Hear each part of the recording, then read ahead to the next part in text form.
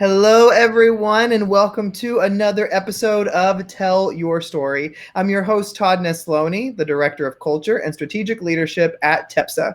And each episode, I look to bring you a different guest who has encouraged, inspired, or challenged me in one way or another and bring them on to share some of their story in hopes that it encourages you to share some of yours. I'm thrilled today to have my friend and special guest, Jana Carter, on with me. Jana, tell everybody a little bit about who you are. Hey Todd, thanks so much for having me on today. So I'm Jana Carter. I'm currently an assistant principal in Mississippi for a pre-K through sixth grade school.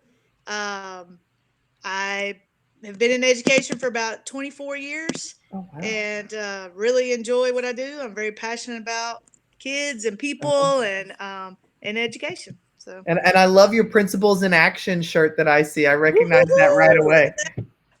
Well, Jana, every time I interview an educator, I always like to start with the question of, there are two types of educators. There's those who grew up knowing they were going to be a teacher ever since they were little, and there's other ones who's kind of like, no, I just kind of fell into it and loved it and stayed. And so what's kind of your journey into when did you know that education was for you? Was it growing up or not?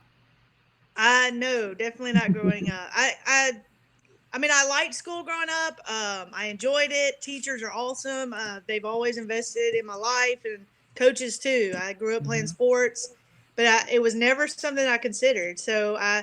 When I graduated, I really thought, well, when I was little, I thought I'd be a veterinarian because I love Uh-huh. animals, but that didn't happen. So when I went into college, I was majoring in psychology with a minor in religious education and kind of thought about youth counseling Mhm. or youth ministry. And so when I graduated, I got offered a youth ministry, a job, a youth and children's minister in North Mississippi.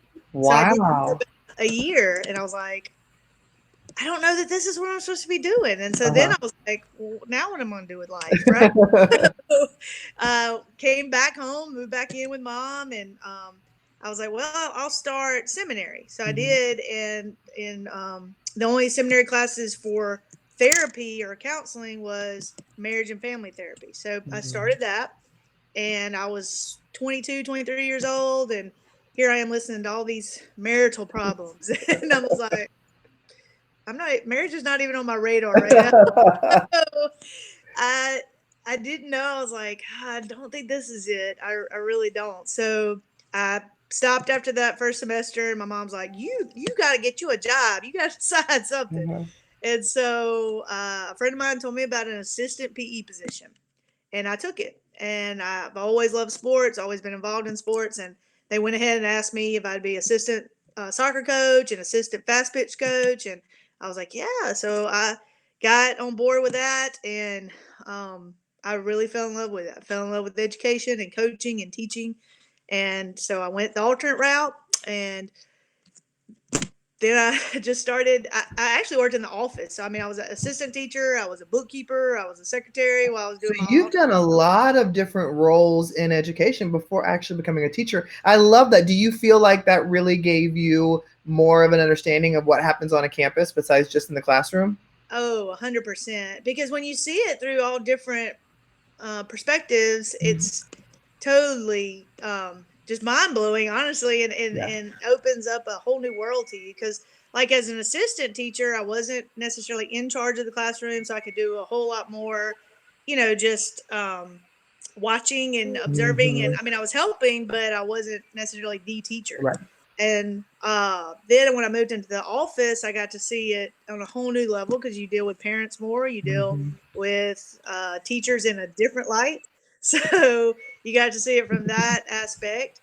And I didn't have a whole lot of kid interaction. I mean, I did, but not the way I wanted to. Right. And that's why I did the alternate route because I was like, no, I really want to teach. I really want to be with the kids and stuff. So Yeah. uh, I went the alternate route and was able to do that. So I really enjoyed it. And I was coach. I did like head volleyball. I did head track. I mean, I went ahead and just started coaching so many different things through there, and I did that the whole time. Goodness, you're just a jack of all trades. I love it. Well, Gina, when did you realize that, administration was kind of in your path too? So it was. I had just been, it was 2011, and I had always wanted to get my master's, but just never took the time to go Mm-hmm. back, and always, Mm-hmm. talk about money and all that kind of stuff. And so, uh, and honestly didn't know what to get it in. So I had some friends that were like, I really think you would be good at leadership. And I was like, oh, no, no, I don't want to do administration.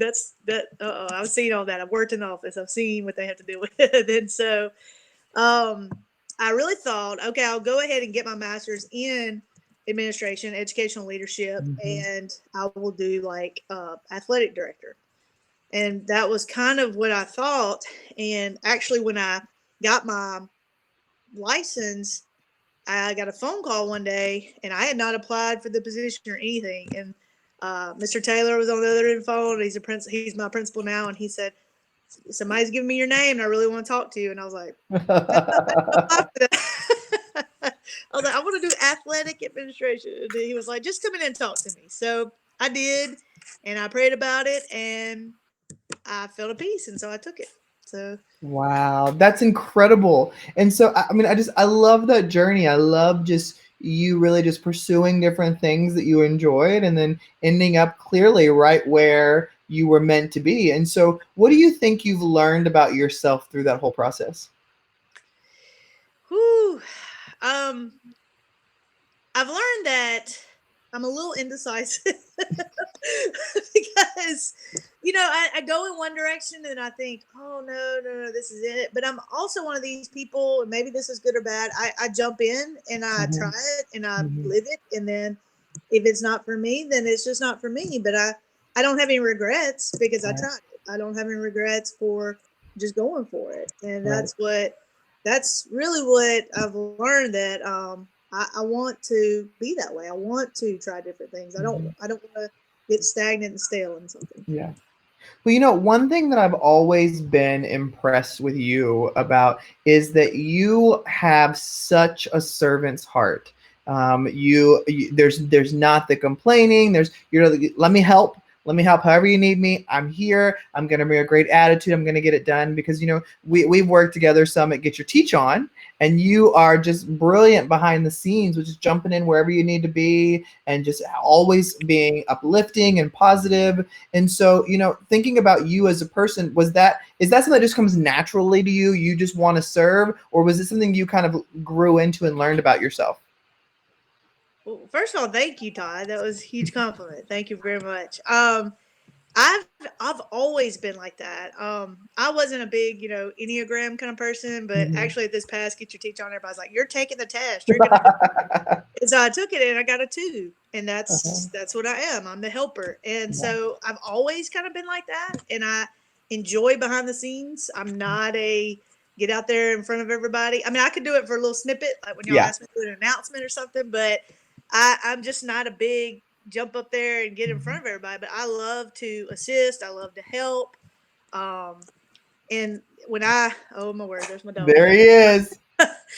um, but even when I started coaching, I wanted to be the assistant. Right. When I started teaching, I wanted to be the assistant. When I started administration, I want to be the assistant. Like, Mhm. I just like to help. I like to serve. So I think it's something, I guess God just kind of put it in me. And that's really powerful that you can really tell. And so I guess the question I'd ask is, you are such an uplifting person to others. You're very encouraging. You always look positive. But I know that, something I talked with on a previous guest was sometimes when we get those kind of personalities, or when we get those kind of people view us that way, we are always working at maintaining that, even though behind the scenes there may be a lot of difficulty, or maybe it's really hard to bring the smile and things like that. So how do you balance letting people help you carry the load sometimes and still maintaining the positive outlook, happy Jana as well? Um, that's a good question. Like yesterday, I was just having a hard day. It was Right. just one of those, a lot of things weren't going right. And Mhm. one of my friends, I was talking to her, and she's like, "You're not very Jano-y today." And Mhm. I was like, I'm sorry, but I mean, we all have that Yeah. time. We all, and a lot of times when I get like that, I'm a big extrovert. I like to be around Mhm. people, but when I get to that point, I kind of just want to recluse. I just want to pull Right. back, and I think everyone needs that. I think you Mhm. need time to be by yourself, to really rest, Mhm. to recuperate, and I'm a big believer in prayer. I Right. really believe that you got to pray, meditate, and get your mind right. And it's I like to have fun. I love to encourage everybody. I want Mhm. to cheer people on because I receive a lot of joy in that. But Yeah. there are times you just have to pull back. I mean, you have to take care of yourself. And a lot of people talk Mhm. about self care now, but sometimes you don't know how to do that, and you Yeah. feel bad when you do Well, try and to. I think sometimes it's even more difficult for extroverted people because it's so people are so used to seeing you on and big and happy all the time that they don't know what to do when you're not, or they don't realize where you've gone. And I think, when I look at that, I think, there's different ways to approach people, but I think our extroverts are sometimes the harder ones to approach because you're like, how do I say something and to check in on you? But I know something's off, but then I don't want to offend. And so, I always love kind of having that discussion on here because I think it's a reminder that we do, especially as leaders on a campus, we do bring that positive energy and we have to bring the good attitude and all this other stuff, but we have our tough days too, and there's a lot of difficulty in that sometimes. But I think, like you said, just having those people who will check in on you are huge. Oh yeah, and especially during this time because Mhm. we are so separated right now, and Yeah. you hear people, almost everybody. I mean, you hear actors and actresses talking about Mhm. it. You hear a lot of, I mean, even the president's talking about Yeah. check in Yeah. on people, and it's true. I mean, we have to. We can't assume that anyone's doing okay right now Right. because it is a pandemic and it is Yeah. something going on, and it's affected me in a lot of different ways. I'm not a very emotional kind of Mhm. person, but I mean, there are days that I just kind of get a little low, and I'm like, Yeah. what's going to happen? Mhm. What's going to happen with our kids? What's going to happen with Mhm. my staff? What's going to happen with my family? Like, Yeah. and so I believe in checking in on people. I believe in just sending quick text or a quick Mhm. phone call or a Zoom or something like Mhm. that um, to really hear from people and know how they're doing. Yeah. Well, I mentioned you with the big personality, and one thing that everybody knows about you is whenever you take a selfie, you've always got the craziest faces. So, when did that start? How did that come about? I that is that's a funny question, Todd. I really I'm not a big picture person, and people are Mhm. like, "Yeah, okay, Jana," because I do take people, but I'm not a big picture person. But when that started, which was probably, I don't know, in my 20s, I guess, just being funny and Mhm. silly. And so that I don't mind having those pictures out there. Like when Right. people really want me to smile or take a serious picture or, a family picture or something like that, I have a hard time because I'm like, oh man, I don't know how to do that. I don't know how I to not love that. be silly and funny because I mean, I love more than anything in this world. I love to see people laugh. I Mhm. do. I love to see people smile. I think that's a big thing Yeah. for my personality, and I just love to. I love to hear laughter. I do, and Mhm. it's just one of the best sounds to me in the world. And I so, love that. um, I don't know. When I take pictures, I just think that's a memory I want to keep right there. I love that. Well, Jana, one thing that I like to do is reflect on what we've been through. And so, in your life, there's been ups, downs, huge positives and celebrations, heartbreaks, all kinds of stuff. When you reflect on your life, and I know this question's a big question, you're probably gonna have several answers, so just pick one that stands out. But when you think about your life and the experiences you've been through, what is one that you reflect on and say that was really instrumental in creating the woman you see today? um, wow. Uh, One of the things, and I know it's hard for me to talk about. It's hard for a lot of people to talk about. I grew up. I have an older brother. Mhm. My father dealt with alcoholism, and Mhm. so we.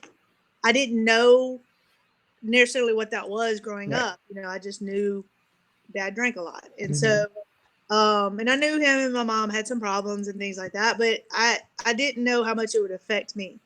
And my dad's a great guy. He really Yeah. is. And he's been sober now for 14 or 15 years. Like Oh, wow. he's an amazing man. He just dealt with that. And we all Mhm. deal with stuff and we don't realize the effect it has on others.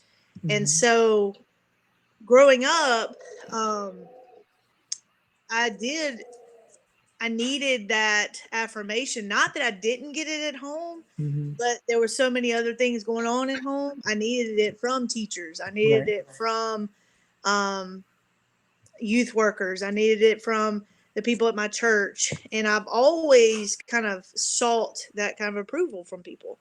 Mhm. And it's good and bad Yeah. in certain ways. But that was one of the things that's why I wanted to be a youth minister or youth Mhm. counselor or teacher because I wanted to be that for kids. I Yeah. wanted to be a cheerleader. I wanted to be an encourager. Mhm.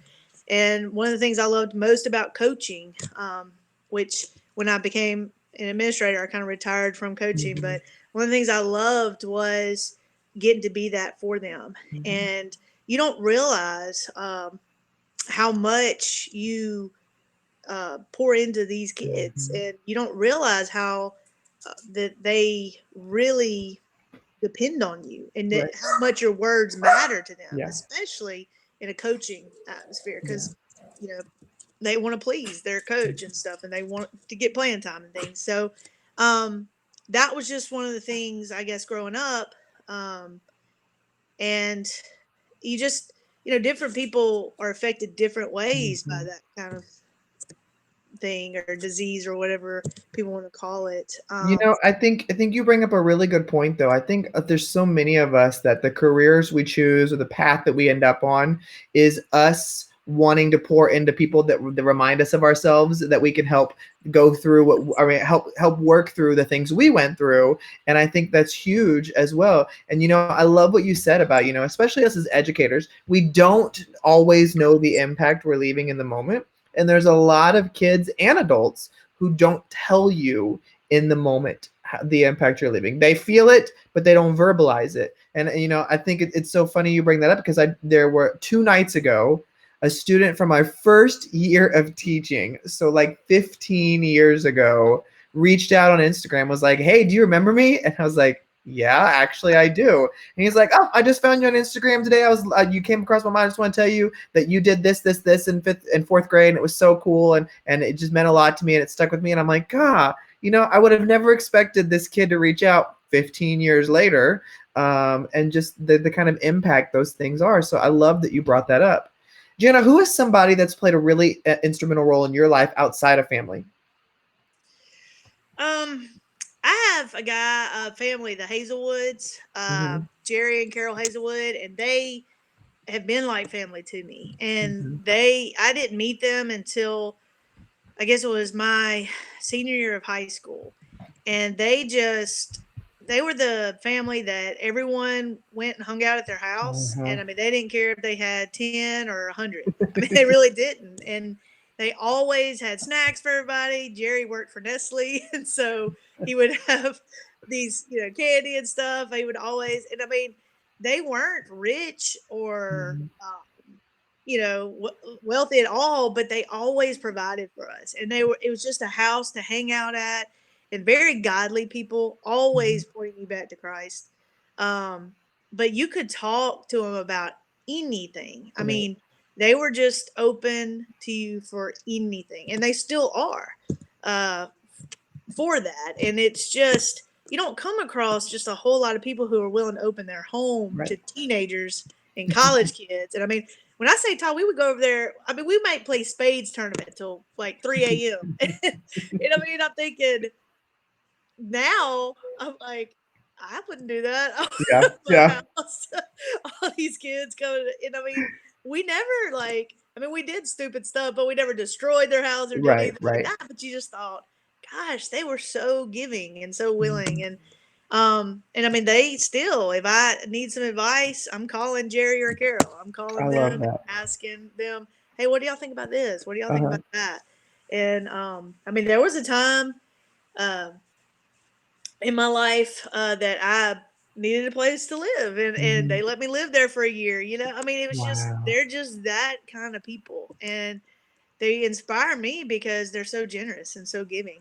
And I'm not like that all the time. Like I'm like I don't know that I would feed teenagers over and over and over again, Uh-huh. but they did, and It's so it's kind of one of those people who aren't family but become like family, yes, just hundred because of who they percent, are. So I love that. Well, 100%. Jana, one way I always love to end all these conversations is, as people, there's several things that we usually hold really close to our belief system, to our hearts, that just mean a lot to us. And so for those listening today, if there was one thing that you hold close that you wish more people knew or understood in life, what would your one thing be?